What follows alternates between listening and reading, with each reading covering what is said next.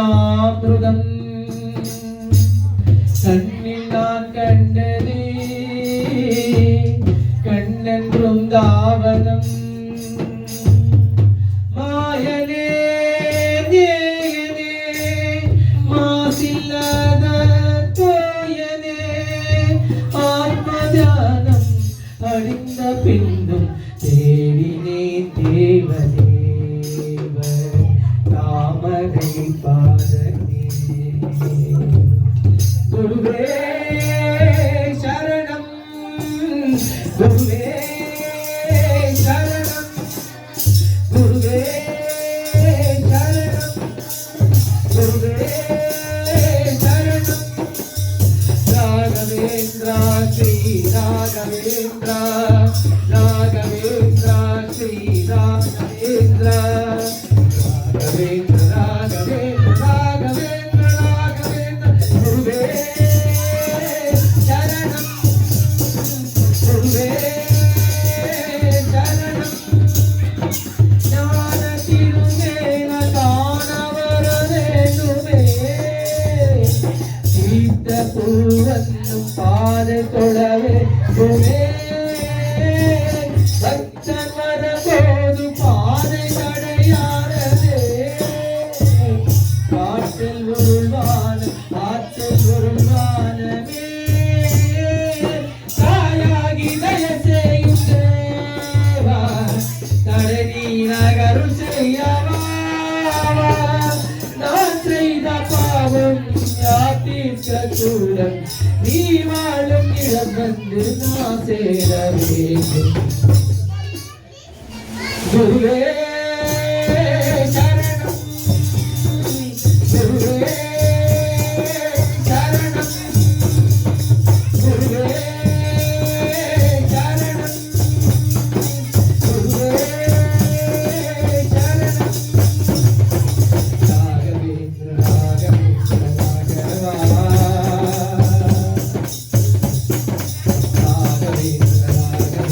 ராகவா ராகவேந்திர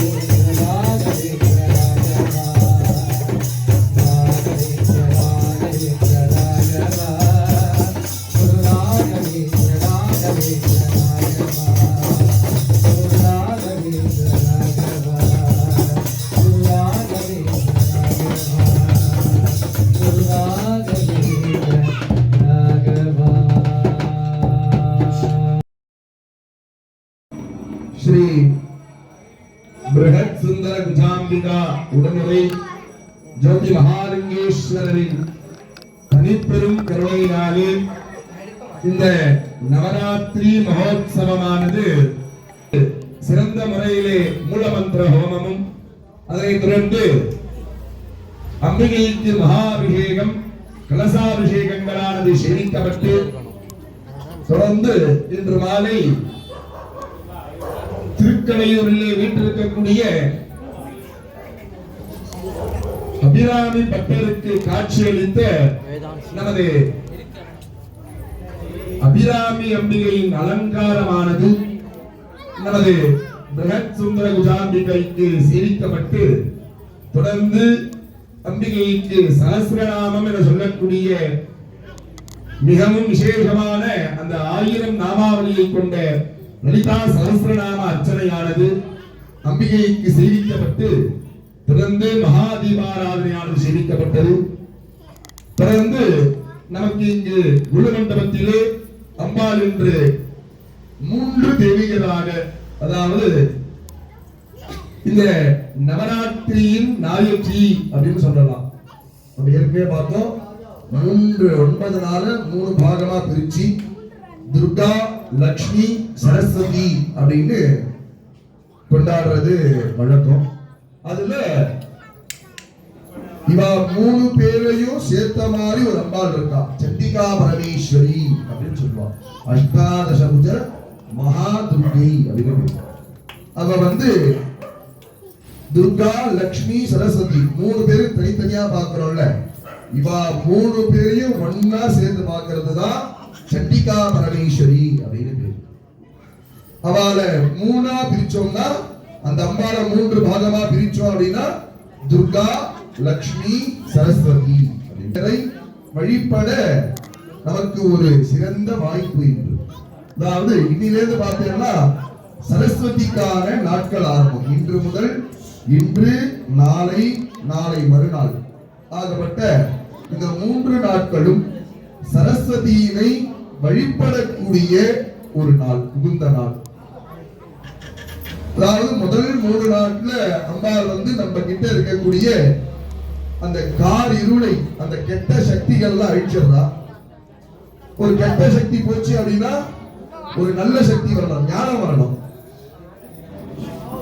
ஒரு கார் இருள் போகுது அப்படின்னா அந்த இடத்துல பிரகாசம் அப்படின்னு ஒண்ணு வரணும். இந்த மாதிரி துர்க்கை என்ன பண்றா, நமக்கு இருக்கக்கூடிய கஷ்டங்களையும் நமக்கு இருக்கக்கூடிய துயரங்கள் எல்லாம் போக்குறாங்க. அதே மாதிரி பார்த்தீங்கன்னா இந்த விதின்னு சொல்லுவாள்ல, பா இப்படி நடந்துருக்குப்பா, எனக்கு இது என்னோட விதிப்பா அப்படின்வாள்ல, அந்த விதியை மாற்றக்கூடிய சக்தி யாருக்குடா இருக்குன்னா அம்பாளுக்கு. விதிய சொல்லுவா பார்த்தீங்களா, விதிய மதியால வெல்ல முடியும். அந்த மதி அப்படின்னா என்ன, அறிவு. அந்த அறிவுனா என்ன அப்படின்னு பார்த்தீங்கன்னா அந்த அறிவு நல்ல அறிவா இருக்கணும். நல்ல அறிவுல 2 இருக்குல்ல, நல்ல விதமா யோசிக்கிறதும் இருக்கு, கெட்ட விதமா யோசிக்கிறதும் இருக்கு. அப்ப அந்த மத்தியால வெல்ல முடியும்னா, இப்ப ரொம்ப படிச்சிருக்கான், ரொம்ப திறமசாலியா இருக்கான், எல்லாத்துலயும் கை கொண்டிருக்கான், அப்பா அதை வென்றுவானா அப்படின்னு கேட்டா அது கிடையாது அறிவு. எதிரா அறிவு அப்படின்னு கேட்டா, எவன் ஒருவன் சுவாமியை நோக்கி தவம் பண்றானோ, சுவாமியை சரணாகதி அடைகிறானோ அதுதான் அறிவு. எப்படி அறிவே நல்ல ஒரு 5 சப்ஜெக்ட் 100 எடுக்கிறான்பா, 500க்கு அறிவு எடுக்கிறான், நல்ல அறிவாளி. அதான் அந்த அறிவால இந்த வித்தியை மாற்ற முடியுமானா முடியாது. எந்த அறிவு அந்த இடத்துல மென்ஷன் பண்றா, குறிப்பிடுறா அப்படின்னா, எவன் ஒருவன் சுவாமியை நோக்கி சரணாகதி அடையறானோ அந்த அறிவு, அந்த பக்குவம் நமக்கு வேணும். அதுவே ஒரு பக்குவம் தான். இப்ப பாருங்க, இதுல ஒரு சிலர்லாம் 10 நம்ம ஆரம்பிச்சதே தொடர்ந்து வந்துட்டு இருக்கோம். அப்போ முதல் நாள் கேட்டதுனாலதான் சுவாமியை பத்தி நம்ம தெரிஞ்சுக்கணும்ன்ற உணர்வு நமக்கு வருது. அப்ப அதுவே ஒரு பக்குவம் தான். எப்படி அதுவே ஒரு பக்குவம் தான். எப்படி சொல்றது, ஒரு பழக்கடைக்கு போறோம், பழம் வாங்குறோம்னா அந்த பழம் நல்லா இருக்குமான்னு பக்குவமா பார்த்து எடுப்போம் பார்த்தீங்களா, அதுதான் பக்குவப்படுறது இருக்கு. நம்மளுடைய ஆன்மா என்ன பண்ணணும்னா, சுவாமியை நோக்கி போனோம்னா எடுத்தோடனே போயிடாது. சுவாமியை நோக்கி போறதுக்கு முதல்ல பக்குவப்படும். இப்ப இவ்வளவு நாளா நம்ம தெரிஞ்சுட்டோமே, நம்ம சுவாமியை பத்தி உணர்ந்துட்டோமானா எல்லளவு கூட கிடையாது. நேற்று சொன்ன மாதிரிதான், ராவணன் எப்படி ஒரு மலையிலேருந்து ஒரு பிடி மண் எடுத்து வச்சா 50 வருஷம் அவன் படிச்சத ஒரு பிடி மண்ணு தான்டான்னு சொன்னார் சுவாமி. அந்த மாதிரி நம்ம இத்தனை நாளா தெரிஞ்சிருந்தது சுவாமியை பத்தி நம்ம முழுசா தெரிஞ்சுட்டோம்னா ஒரு எள்ளு அளவு கூட கிடையாது. எள்ளு பார்த்திருக்கீங்க, எல்லாரும் பார்த்துருக்கீங்க, கருப்பு எள்ளு சின்னதா இருக்கும், அந்த சின்ன அளவு கூட கிடையாது நம்ம சுவாமியை பத்தி தெரிஞ்சுட்டது. அந்த மாதிரி வித்திய மத்தியால வெல்ல முடியும் அப்படின்னா, அந்த மதி அப்படின்றது சுவாமிய அம்பால சரணாகதி அடையிறது தான் மதி அப்படின்னு. அப்போ பாருங்க, அம்பாள் விதிய மாத்துவா அப்படின்னா, அந்த மத்தியை கொண்டு நம்ம சுவாமிய சரணாகதி அடைஞ்சோம் அப்படின்னா, அந்த இருக்கக்கூடிய தலைவிதி எப்படி இருந்தாலும் அதை சீராக்குபவள் தாயார் தேவி அம்பாள். இந்த மாதிரி அம்பாளை சரணடைகிறதுனால எல்லாருக்கும் என்ன கிடைக்கும் அப்படின்னா, அவளுடைய விதியே மாத்தி அமைக்கக்கூடியவா நம்ம அம்பாள். அப்பேற்பட்ட தேவி முதல்ல கார் இருளே முதல் 3 நாட்கள் போக்குறார். அடுத்த 3 நாட்கள் செல்வத்தை தரா. மகாலட்சுமியா இங்க இருக்கக்கூடிய அந்த பக்கம் இருக்கிறது லட்சுமி. அந்த லட்சுமியா இருக்கக்கூடிய அம்பாள் அடுத்த 3 நாட்கள் செல்வம் தரா. நல்ல சௌக்கியமா இரு அப்படின்னு செல்வம் தரா. அந்த செல்வம் வச்சு நம்ம என்னடா பண்றது? இருள் போயிடுச்சு, எந்த ஒரு நமக்கு திருஷ்டியும் இல்லை, எந்த ஒரு உபாதையும் இல்லை, எந்த ஒரு கட்டமும் இல்லை, எல்லாம் போயிடுச்சு. இப்போ அது போனதுனால பிரகாசம், நம்மளுடைய வாழ்க்கை பிரகாசமாகி நல்ல செல்வ செழிப்பா நம்ம இருக்கும். 16 செல்வமும் பெற்று நல்ல சுகமா இருக்கும். அந்த 16 அந்த செல்வத்தை இப்ப காசுமே வச்சுக்கோங்க, அந்த செல்வத்தை செலவு பண்ற முறைன்னு ஒண்ணு இருக்கு. நல்ல வழியிலையும் செலவு பண்ணலாம், கெட்ட வழியிலையும் செலவு பண்ணலாம். 2 வழி இருக்கு. எது ஒண்ணு எடுத்துக்கோமா, எது எடுத்துட்டாலுமே நெகட்டிவ் அப்படின்னு ஒண்ணு இருந்தா பாசிட்டிவ் ஒண்ணு கண்டிப்பா இருக்கும். பிளஸ் இருந்தா எப்படி மைனஸ் இருக்கோ அந்த மாதிரி நெகட்டிவ் அப்படின்னு ஒண்ணு இருந்தா பாசிட்டிவ் ஒண்ணு அப்படின்னு ஒண்ணு இருந்தா 100% நெகட்டிவ் அப்படின்ற ஒரு விஷயம் இருக்கும். அந்த மாதிரி அந்த பணத்தை நம்ம வந்து நல்ல வழியிலயும் செலவு பண்ணலாம், கெட்ட வழியிலயும் செலவு பண்ணலாம். அடுத்த 3 நாள் என்ன பண்றா அம்பாள், இதுதான் பக்குவம் பண்றாப்பா. நம்ம சுவாமிக்கு இவ்வளவு செலவு பண்றோம், இவ்வளவு ஆடம்பரமா செலவு பண்றோம், எங்களால முடிஞ்சதை கொடுக்குறோம், பண்றோம், எல்லாம் பண்றோம். எதுக்காக பண்றோம்? சுவாமிக்காக பண்றோமா? குழந்தை அழக்கூடாது, குழந்தை கையில பென்சில் வாங்கணும். அப்ப என்ன பண்ணணும்? நம்ம உட்கார்ந்து குழந்தையோட 2 நிமிஷம் கிளிகிழிப்பு காமிச்சு விளையாடணும். ஒரு கிளிகிழிப்பு பொம்மை இருக்கு அப்படின்னா அந்த கிளிகிழிப்பு பொம்மையை காமிச்சு குழந்தையோட 2 நிமிஷம் விளையாடணும். விளையாடணும்னா என்ன பண்ணணும்? அந்த பென்சிலை தானா குழந்தைக்காக போட்டுரும். அந்த நம்ம கையில இருக்க கிளிகிழிப்பத்தோட தேடி அந்த குழந்தை நம்ம கிட்ட நோக்கி வரும். அப்போ நம்மளுடைய வேலை, நம்ம என்ன நினைச்சாங்க, உட்கார்ந்தோம் பென்சில் குழந்தைகிட்டே வாங்கணும். அதுவும் ஆச்சா? குழந்தை அழக்கூடாது. ஏன்னா அழுத அடுத்த வேலையை நம்மளால பார்க்க முடியாது. குழந்தையே சமாதானப்படுத்துற மாதிரி இருக்கும். அப்போ குழந்தை அழக்கூடாது. குழந்தை அழலையா? குழந்தை சிரிச்சுட்டு சந்தோஷமா விளையாடணும். எதனா விளையாட்டே இருந்தாலும் குழந்தை சௌக்கியமா இருக்கும். விளையாடுறதுக்கு விளையாடதான் ஆச்சா? அப்ப பாருங்க, ஒரு குழந்தையே நம்ம சந்தோஷப்படுத்தினா, நம்ம ஒரு விஷயத்தை வச்சு விளையாடினா அந்த குழந்தை சந்தோஷமாகி அந்த தீய இது கீழே போட்டுட்டு நல்லதை வாங்கிக்குது. அது மாதிரி நம்ம என்ன பண்றோம்? முதல்ல சுவாமியை சந்தோஷப்படுத்துறோம். எப்படி சந்தோஷப்படுத்துறோம்? இந்த மாதிரி பூஜைகளின் மூலமாகவும், ஹோமங்களின் மூலமாகவும், மந்திரங்களின் மூலமாகவும் சுவாமியை சந்தோஷப்படுத்துறோம். சந்தோஷப்படுத்துறதுனால என்ன பண்றா அம்பாள்? அந்த சந்தோஷத்தை ஏத்துக்கிறார். ஏத்துண்டு நமக்கு தேவையானதை நமக்கு கொடுக்குறா. எப்படி அந்த குழந்தை அந்த கிளிகிழிப்பை வாங்கிட்டு பென்சிலை கீழே போட்டுதோ, அது மாதிரி சுவாமி என்ன பண்றா? நம்ம சொல்லக்கூடிய மந்திரங்களை, நம்ம செய்யக்கூடிய பூஜைகளை ஏத்துக்கிறா. ஏத்துண்டு என்ன பண்றா? பூமரேங் மாதிரி இப்படி போட்டா ரிட்டர்ன் நம்ம கைக்கு வரும் பார்த்தீங்களா? அந்த மாதிரி நம்ம பண்றதை சுவாமி ஏத்துண்டு மறுபடியும் பலனா நமக்கு தரா. என்னவா தரா? நமக்கு நம்ம என்ன வேணுமோ அதை நினைக்கக்கூடிய, நம்ம என்ன நினைக்கிறோமோ, அதுவும் என்ன நல்லதா நினைக்கிறோமோ அந்த நல்லதா செய்யக்கூடிய விஷயங்களை சுவாமி நமக்கு தரா. ஒரு சிலர்லாம் யோசிப்பா, எல்லாம் கரெக்டு தான் சாமி, நான் சுவாமிக்கு நிறைய பண்ணேன், ஆனா இன்னி வரையும் நான் இப்படிதான் இருக்கேன் அப்படின்னு யோசிப்பா. என்னால முடிஞ்ச அளவுக்கு என்னோட சக்திக்கு அப்பாற்பட்டு சுவாமிக்கு நான் பண்ணேன், ஆனா எனக்கு சுவாமி ஒண்ணுமே கொடுக்கல. பாருங்க, அவருக்கு தெரியும் நமக்கு என்ன எப்போ கொடுக்கணும். ஒரு குழந்தை அழுதுனா, எப்பயும் சொல்ற மாதிரிதான், ஒரு குழந்தை அழுதுனா வலிக்காக அழுதா இல்ல பசிக்காக அழுதான்றது அம்மாவுக்கு தெரியும். அந்த மாதிரி ஒரு சுவாமி ஒன்று கொடுக்கணும், நம்ம கேட்கறது கொடுக்கணும்னா அவருக்கு அது தெரியும். எப்ப இந்த விஷயத்த குழந்தைக்கு கொடுத்தா நல்லா இருக்கும். இப்ப குழந்தை வயிறு வலிக்காக அழுகிறது, பால் கொடுத்தோம்னா குழந்தை முதல்ல குடிக்குமா? குடிக்காது, துப்பிடும். இல்லை சாப்பாடு கொடுத்தா சாப்பிடுமா? சாப்பிடாது, துப்பிடும். இல்லை. அப்போ வயிறு வலிக்கான மருந்தை கொடுத்தாலும் குழந்தை அதை உண்டு வயிறு வலி போய் அழுத இருக்கும். அது மாதிரி ஒரு மனுஷன் நம்ம என்னதான் கேட்டாலும் அதுக்கான பக்குவமான நேரம்னு ஒண்ணு இருக்குல்ல, அதுக்கான விஷயம்னு ஒண்ணு இருக்குல்ல. அப்ப அதுக்கான வரும்போது அது நடந்ததுன்னா, அப்ப இந்த நேரத்துக்காக தான் சுவாமி இவ்வளவு நாள் நம்மளை இழுத்துட்டு வந்தாரு அப்படின்றதுதான் விஷயம். வந்தவரை அந்த இடத்துல நீ எனக்கு இதை முன்னாடியே கொடுத்துருக்கலாமே அப்படிங்கிறது தப்பான விஷயம். அப்படி யோசிச்சிருந்தோம்னா, நம்மளுடைய 63 நாயன்மார்கள், ஒரு நாயன்மார் கூட இருந்திருக்க மாட்டான். நம்ம 63 பேர் சிவாலயத்தில் இப்ப வழிபடுறோம், அதுல ஒருத்தர் கூட மிஞ்சிருக்க மாட்டான். ஏன்னா நம்ம பண்றதுல ஒண்ணுமே இல்லைங்கம்மா கஷ்டம். நம்ம பண்ற கஷ்டம்லாம் ஒரு எல்லளவு கஷ்டம் கூட கிடையாது. அவ்வளவு சோதிச்சார் சுவாமி நாயன்மார். அதனால்தான் அவளா சுவாமியால ஆட்கொண்டப்பட்டான். அதனால்தான் என்ன பண்ண, அவளா சுவாமியால ஆட்கொண்டப்பட்டான். ஒரு சின்ன விஷயம், குங்குளிய நாயனார் ஒருத்தர் இருந்தார். யாரு? குங்குளிய நாயனார் அப்படின்னு. குங்குளியம் அப்படின்னா தூபம், சாம்பிராணி போடுறோம்ல, அந்த சாம்பிராணி மொத்தம் 4 விதமான சாம்பிராணி இருக்கு. குங்குளிய சாம்பிராணி, குங்குளியம், சாம்பிராணி, மட்டி, பால் அப்படின்லாம் சொல்லுவாங்க. 4 விதமான சாம்பிராணி. கடையில போய் நாட்டு மருந்து கேட்டு கடை கேட்டா குங்குளியம் வெள்ளையா இருக்கும். அது இப்போ இது மாதிரி புகை வருது பார்த்தீங்கன்னா அது குங்குளிய சாம்பிராணி. அதோட ஸ்மெல்லே ஒரு மாதிரி சூப்பரா இருக்கும். அதோட வாசனை அவ்வளோ மனமா இருக்கும். அந்த நாயன்மாருடைய வேலை என்னடா அப்படின்னு கேட்டா, அந்த குங்குளியத்தை வாங்கி சுவாமிக்கு இந்த மாதிரி தூபம் போடுறது தான் அவரோட வேலை. அவருடைய வேலை டெய்லி வச்சிருந்தா. அதான் ஆலயம் தொழுவது சாலமும் நன்றின்னு சொல்லுவோம். இப்பதான் நம்ம தீபம் போடுறோம். சுவாமி எதுக்காக தீபம் போடுறோம்? தீபம் போடுறோம், யாரோ சொல்றாப்பா என்னை போயிட்டு ஐயப்பனுக்கு தீபம் ஏத்துன்னு சொன்னா, என்னை விநாயகருக்கு தீபம் ஏத்துன்னு சொன்னா, முருகருக்கு தீபம் ஏற்றி வழிபடுங்கன்னு சொன்னா, அம்பாளுக்கு தீபம் ஏற்றி வழிபடுங்கன்னு சொன்னா, 5 தீபம் ஏத்து 9 தீபம் ஏத்துன்னு சொன்னா, அந்த தீபம் எதுக்காக ஏத்துறோம்? யாருக்கா வந்திருக்கா? தீபம் நம்ம ஏத்துறோம். தீபம் எதுக்காக ஏத்துறோம்? எதுக்காக ஏத்துறோம் அப்படின்னா, அந்த தீபத்துக்கு தேவையான விஷயங்கள்லாம் என்ன இருக்கு? தீபம் நம்ம ஒண்ணு ஏத்துறோம்னா என்னென்ன தேவை? எண்ணெய், திரி ஏத்துறதுக்கு நெருப்பு ஒண்ணு, தீ ஒண்ணு தேவை. இத மூணுத்தையும் சேர்த்து சொல்லுங்களேன். எண்ணெய் திரி தீ, எண்ணெய் திரி தீ, எண்ணெய் திரி தீ.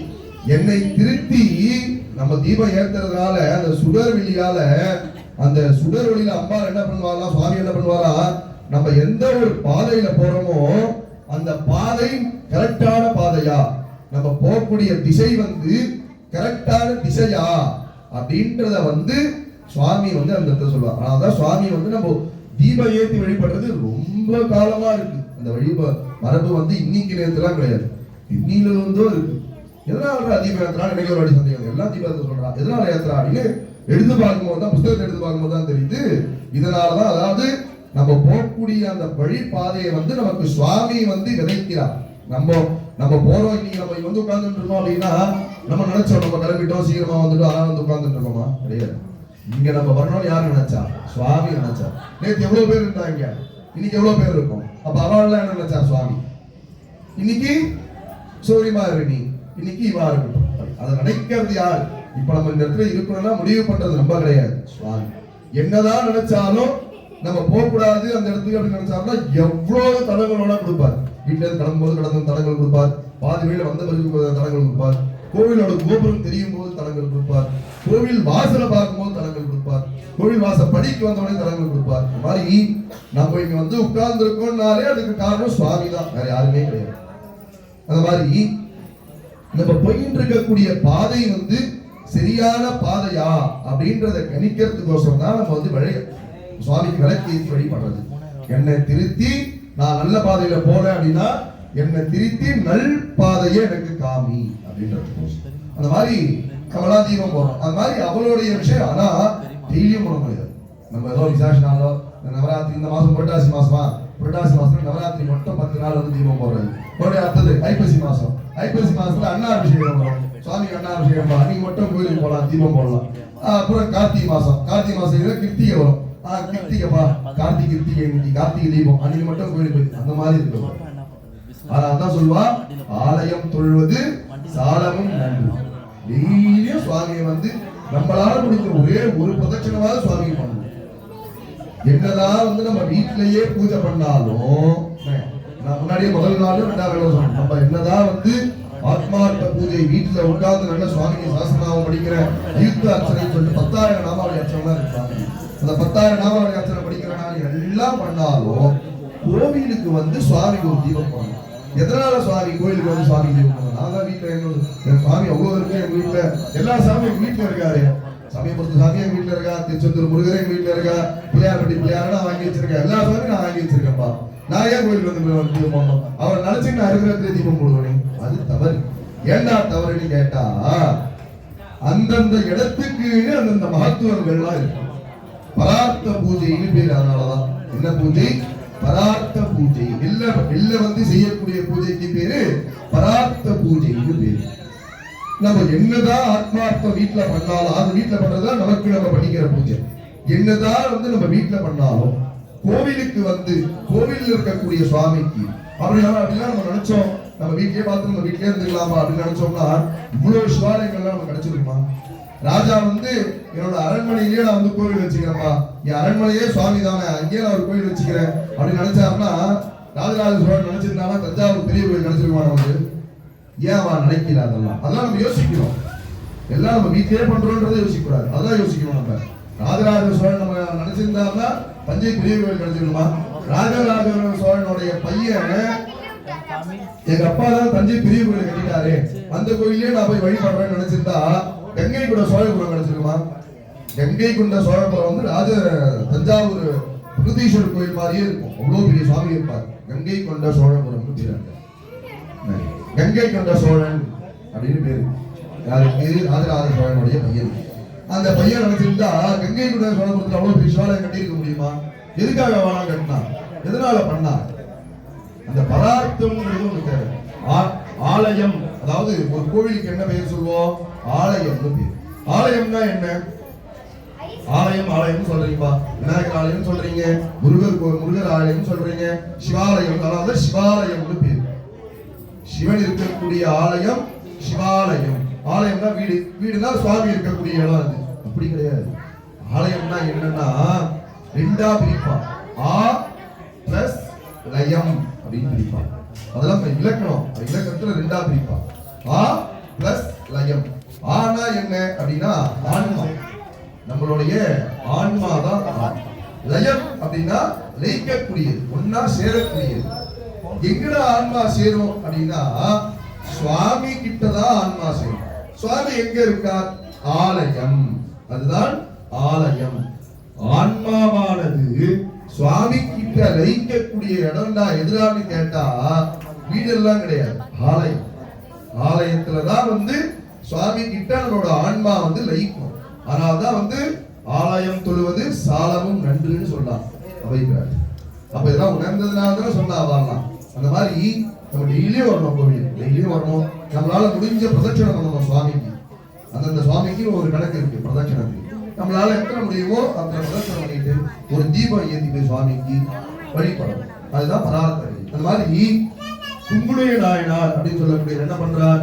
டெய்லி அவரோட வேலை என்னடானா அவருக்கு தூபம் போட்டுட்டே இருக்கு, சுவாமிக்கு தூபம் காமிச்சுட்டே இருக்கு. அதே குங்குளிய நாயனார் இருந்த பதவி என்னடானா மந்திரி, ஒரு நாட்டினுடைய தலைமை மந்திரி இந்த குங்குளிய நாயனார் சொல்லக்கூடிய.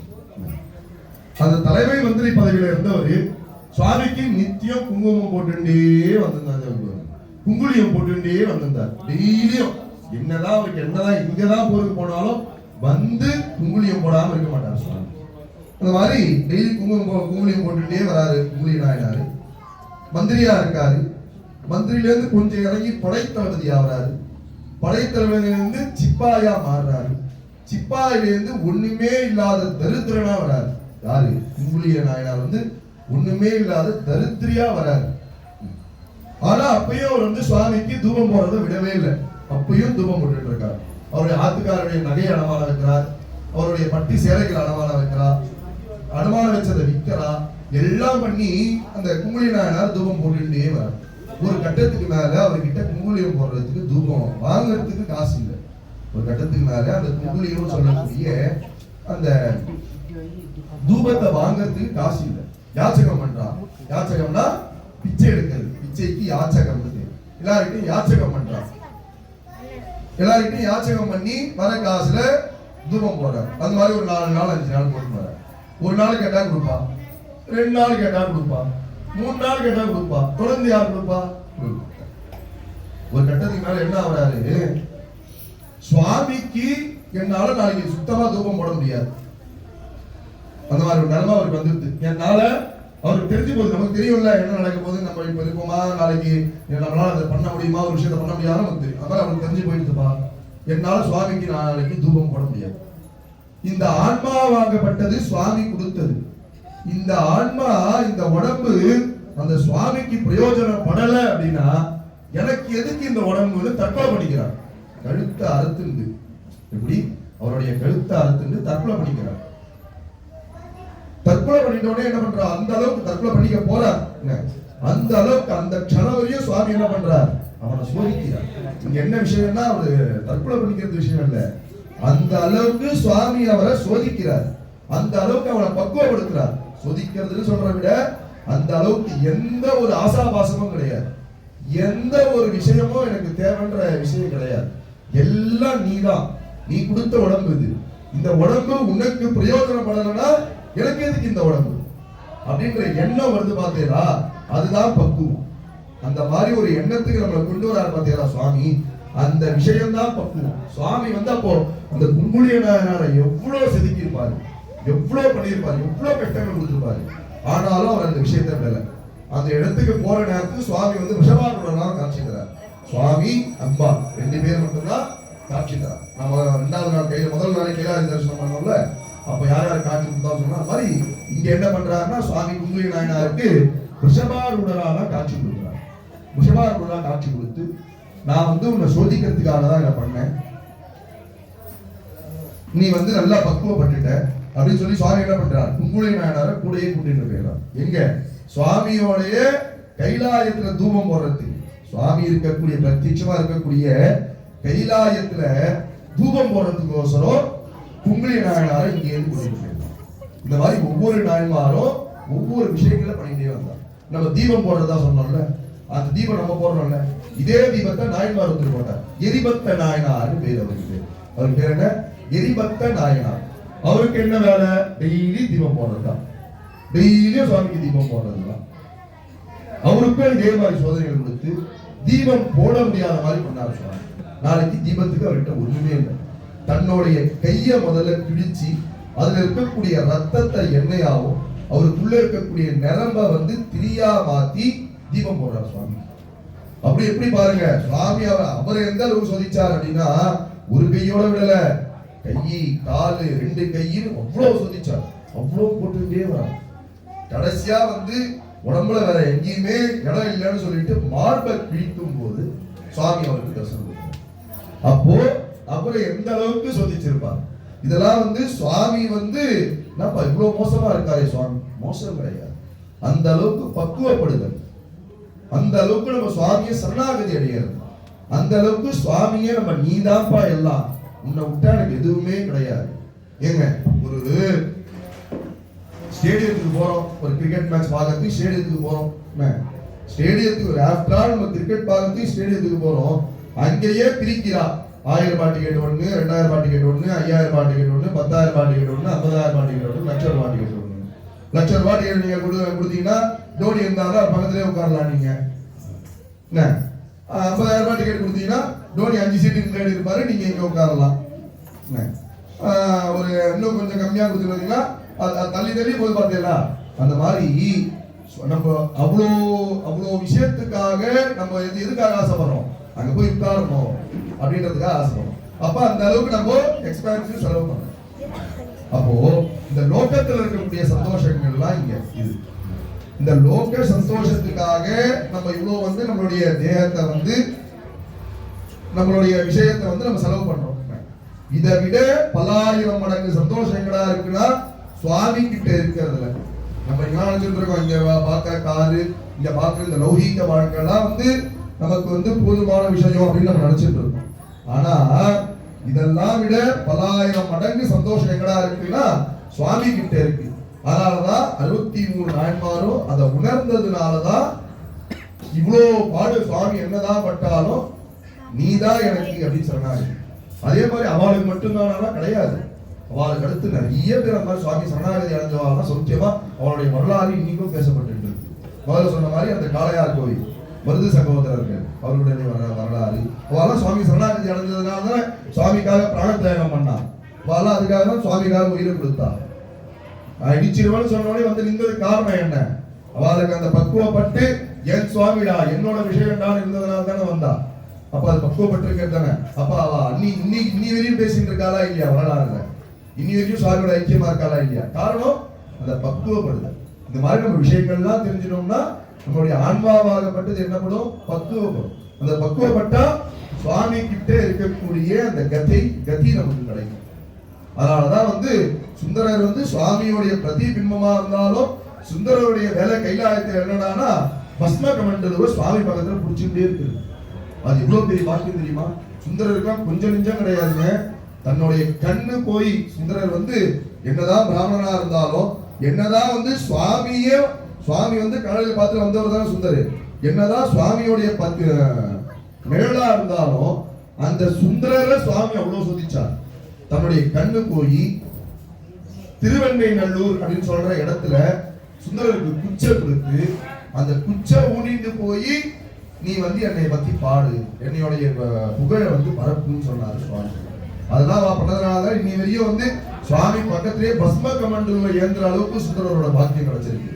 அந்த மாதிரி அதெல்லாம் எதுக்காக அப்படின்னா அந்த அளவுக்கு ஆன்மா பக்குவம் பண்ணும். அந்த மாதிரி பக்குவம் பண்றதுதான் நம்மளுடைய துர்கா லட்சுமி சரஸ்வதி. அந்த ஞானம் பக்குவம் எப்படி பண்றது, அந்த ஞானத்தை தரக்கூடியவர் தான் சரஸ்வதி. அதனாலதான் வந்து நவராத்திரியில முதல் 3 நாள் கார்விகளை பார்க்கக்கூடிய துர்கை, அடுத்த 3 நாள் செல்வத்தை கொடுக்கக்கூடிய மகாலட்சுமி, கடைசியாக இருக்கக்கூடிய 3வது நாள் ஞானத்தை கொடுக்கக்கூடிய சரஸ்வதி. அந்த சரஸ்வதி வந்தா ஞானம் வரும். அப்ப ஞானம் வந்தா அந்த பக்குவப்படக்கூடிய நமக்கு அந்த தன்மை வரும். அதனாலதான் வந்து நம்ம நவராத்திரியை கொண்டாடுறோம். இந்த மாதிரி ஒவ்வொரு மாசத்துலயும் ஒவ்வொரு பூஜைகள்லாம் இருக்கு சுவாமி விசேஷமா. எதுக்காக இதெல்லாம் ஒவ்வொரு மாசமும் பூஜை பண்றோம்? எதுக்காக பூஜை பண்றோம்? இவ்வளவு விஷயங்கள்லாம் பண்றோம்பா, எதுக்காக பூஜை பண்றோம் அப்படின்னா, நம்ம போய் ஒரு மாலில் போயிட்டு ஒரு பர்ச்சேஸ் ஒன்று பண்றோம், ஒரு 10,000 ரூபாய்க்கு பர்ச்சேஸ் பண்றோம்னா அவன் என்ன பண்ணுவான், நீங்க 10,000 ரூபாய்க்கு வாங்கினதுக்காக நாங்க 1000 ரூபாய்க்கு கிஃப்ட் கூப்பனு, நீங்க அந்த 1000 ரூபாய்க்கு நீங்க என்ன வேணா வாங்கிக்கலாம் அப்படின்னு சொல்லுவார்ல. அதே மாதிரி சுவாமி வந்து நம்ம வந்து அப்பயே வச்சிருக்காரு. அதனாலதான் சுவாமி கருணை கடல்னு சொல்றாரு. சுவாமி வந்து இவ வந்து மனுஷனா பிறந்துட்டா, இவளுக்கு எப்படியும் பாவங்கள் அதிகமா தான் இருக்கும். அந்த பாவத்தை எப்படிடா போக்குறது அப்படின்னு யோசிப்போம். அது எப்படிடா போக்குறதுன்னா, இந்த மாதிரி விழா நாட்கள், இப்போ இந்த மாதிரி விழா நாட்கள்ல சுவாமிய வழிபடுறதுனால ஒன்னை விட 100 மடங்கு பலன் நமக்கு அதிகமா கிடைக்கும். சாதாரண நாள்ல வந்து சுவாமியை நம்ம பார்த்து வழிபடுறதை விட இந்த மாதிரி விழா நாட்கள்ல வந்து சுவாமியை நம்ம வந்து வழிபட்டோம் அப்படின்னா 1க்கு 100 மடங்கு பலன் அதிகமா கிடைக்கும். ஆனாதான் சுவாமி வந்து ஒவ்வொரு மாசத்துலயும் ஒவ்வொரு விழா வச்சுட்டு இருக்காங்க. 12 மாசத்துலயும் 12 விழா இருக்குங்க சுவாமிக்கு. சித்திரை மாசம் எடுத்துட்டா சித்ரா பௌர்ணமி, வைகாசி விசாகம், ஆனி திருமஞ்சனம், ஆடி பூரம், ஆவணி சதுர்த்தி, ஆவணி சதுர்த்தி கொண்டாடுறோம் விநாயகர் பெருமானுக்கு, ஆவணி சதுர்த்தி, புரட்டாசி நவராத்திரி, ஐப்பசி பௌர்ணமி அன்னாபிஷேகம், கார்த்திகை தீபம், மார்கழி ஆருத்ரா, தை பூசம், மாசி மகம், பங்குனி உத்தரம். இந்த மாதிரி 12 மாசத்துக்கும் 12 திருவிழா வச்சுட்டு இருக்காங்க சுவாமி. இந்த 12 திருவிழாவால அவர் சந்தோஷப்படுறாரா? முதல்ல சொன்ன மாதிரிதான் நம்மளுடைய பாவத்தை கம்மி பண்றார். நம்மளுடைய பாவத்தை என்ன பண்றார் சுவாமி? கம்மி பண்றார். அதனாலதான் வந்து சுவாமி வந்து 12 மாசமும் 12 திருவிழா வச்சுட்டு இருக்கார். நம்ம அதை பண்றதுனால நமக்கு அந்த பாவங்கள்லாம் கம்மியாகிட்டே வருது. அப்ப கம்மியாகும் போது என்ன ஆகுது? நம்மளுடைய தேகம் பக்குவப்பட்ட தேகமா மாறுது. பக்குவப்பட்ட தேகமா மாறுறதுனால நமக்கு புண்ணியங்கள் அதிகமாகும். பாவங்கள் கம்மியாகுதுன்னா புண்ணியங்கள் அதிகமாகும். அப்ப புண்ணியங்கள் அதிகமாகும் போது சுவாமியோடைய பூர்ண சௌக்கியம் நமக்கு கிடைக்கும். அதனாலதான் வந்து சுவாமி மாசாந்திரம் யோசிக்கலாம், நாப்பா இப்பதான் நவராத்திரி போச்சு, அதுக்குள்ள வந்து ஐப்பசி பௌர்ணமியா, அதுக்குள்ள வந்து சஷ்டி உற்சவமா அப்படின்னு யோசிக்கலாம். ஆனா எல்லாம் வந்து நமக்காக தான், எதுவுமே சுவாமிக்காக கிடையாது, எல்லாமே நம்ம சௌக்கியத்துக்காக தான். அந்த மாதிரி இந்த நவராத்திரியில இன்றைய தினம் நமக்கு சுவாமி வந்து துர்கா, லட்சுமி, சரஸ்வதி அப்படின்னு சொல்லக்கூடிய 3 ரூபமா காட்சி தரா. அந்த 3 ரூபத்தை நம்மளுடைய வாழ்நாள்ல எந்த ஒரு திருஷ்டி பாதையும் இருக்கக்கூடாது, நல்ல செல்வ சௌக்கியமா இருக்கணும், நல்ல ஞானத்தோட இருக்கணும் அப்படின்னு நம்மளால பிரார்த்தனை பண்ணிட்டு இன்னைக்கு 7வது நாள், நவராத்திரியினுடைய 7வது நாள். இந்த 7வது நாள்ல சுவாமி வந்து அம்பாள் வந்து என்ன பண்றா? நேற்று பார்த்த மாதிரி அந்த சண்டன் முண்டன் அப்படின்ற 2 அரக்கனை வந்து வதம் பண்றா. வதம் பண்ணிட்டு பத்மாவதி சண்டிகாவா நேற்று வந்து அவதாரம் பண்ணி அந்த முண்டன் அப்படின்னு சொல்லக்கூடியவனை வதம் பண்றா.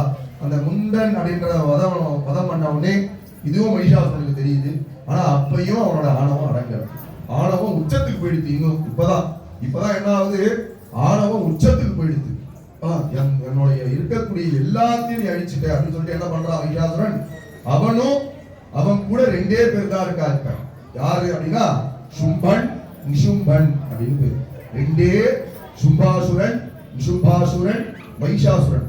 சும்பன் அவனுடைய முதல் தம்பி, நிசும்பன் 2வது தம்பி, மகிஷாசுரன் அண்ணன். இவா 3 பேர் தான் இருக்காங்க. இது எல்லாரையும் அம்பாள் வந்து என்ன பண்ணிட்டா? வதம் பண்ணிட்டா. இப்ப என்ன பண்றான் மகிஷாசுரன்?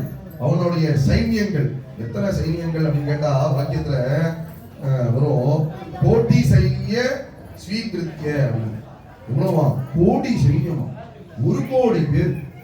கோடி பொதுவா சொல்லியிருக்கா, நான் பொதுவா 1 கோடின்னு சொல்றேன். கோட்டினாலே பகுவச்சனம் தான், அதாவது சிங்குலர் கிடையாது, பியூரல் தான். கோட்டி அப்படின்னாலே பியூரல் இதுதான். அப்போ எவ்வளவு கோடி நமக்கு தெரியல, அது வந்து மென்ஷன் பண்ணல வாக்கியத்துல. அப்ப எவ்வளவு கோடின்னு தெரியல, மொத்தம் கோட்டின்னு தான் சொல்லியிருக்காங்க அந்த இடத்துல. அப்போ என்ன பண்றான் மகிஷாசுரன்?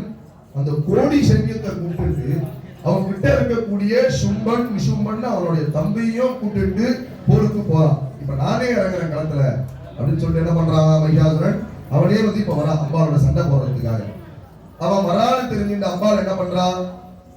சைன்யத்தெல்லாம் கொடுத்து போல அவளே வந்து ஹிமவத்கிரியை விட்டு வரா, மலையை விட்டு கீழே வரா.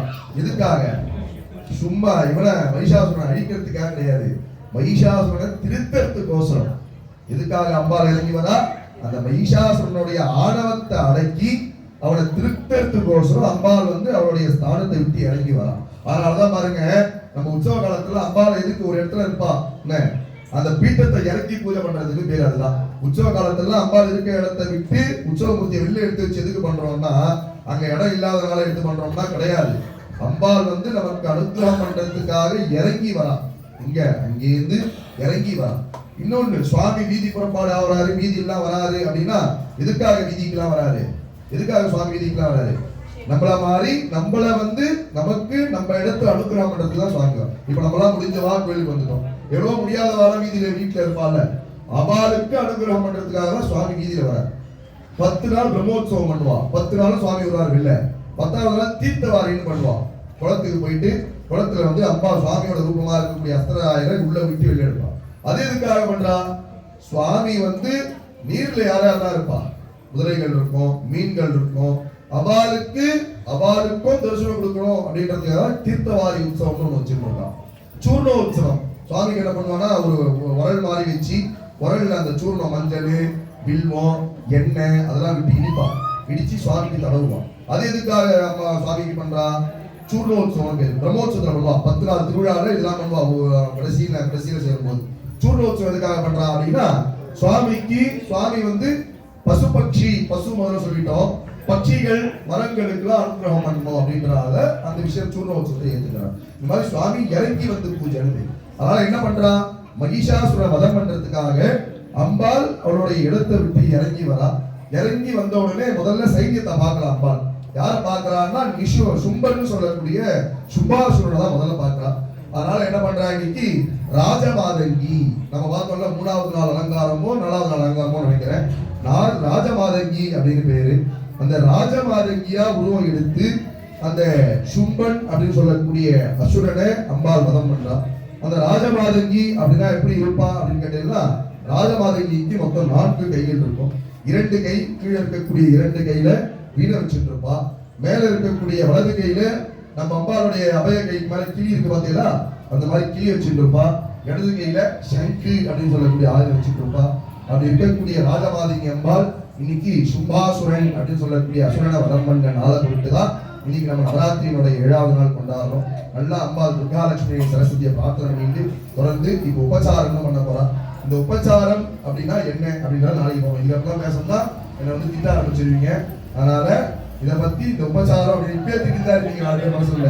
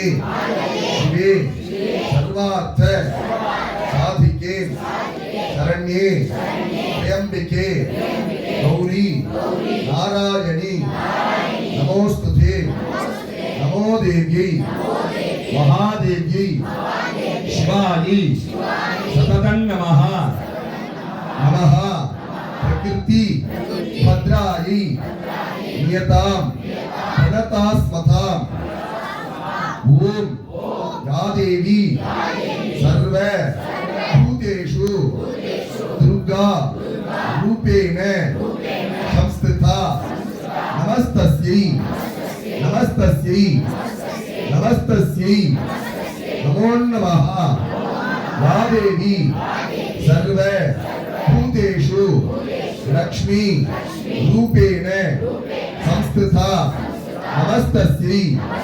नमस्तस्यै नमस्तस्यै नमो नमः या देवी सर्व भूतेषु वाणी रूपेण समस्थिता नमस्तस्यै नमस्तस्यै नमस्तस्यै नमो नमः मंगले मंगला हारे मांगल्ये मंगलप्रदे मंगलार्थम मंगलेशी मांगल्यम देहि मे सदा मांगल्यम देहि मे सदा मांगल्यम देहि मे सदा अंबिकायै नमः समस्त अनेक कोटि प्रार्थने प्रदक्षिणे नमस्कारान् समर्प्य ओम वाழுங்க நத்தமம் வேள்வி மல்க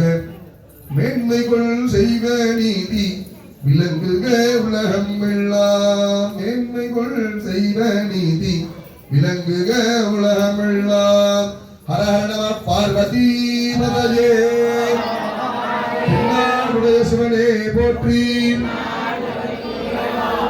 காவாய் கனகத்திரளே போற்றி கைலை மலையாளே போற்றி போற்றி ஓம் சோமோமா ஏதஸ்ய ராஜ்யமாதத்யே யோரா